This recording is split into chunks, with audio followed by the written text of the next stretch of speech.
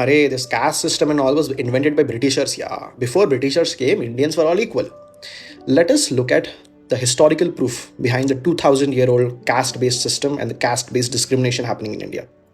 2300 years ago, Megasthenes, a Greek emissary, comes to India and he clearly mentions how the Indian society was divided into four parts, the Chaturvarna.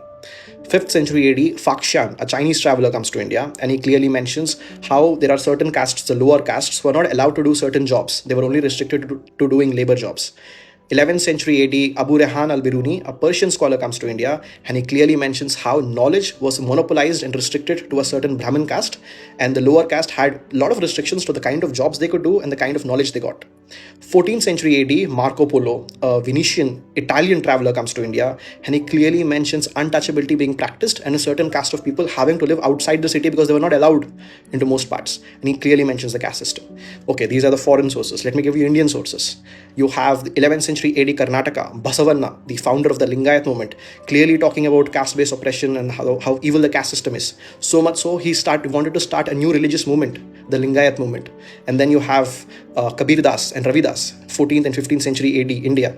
In North India, they talked about the caste-based discrimination, rejected the caste system and started a new religious sect. And 15th century AD, Guru Nanak himself rejected the caste system, rejected the Brahminical establishment.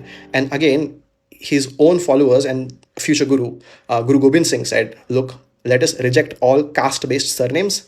Let all men take the surname Singh and all the women take the surname Kaur so as to eliminate caste-based discrimination. And of course, 20th century, you have Jyotirao Phule himself writing about the caste dynamics in India and how evil they were and what is the history behind it.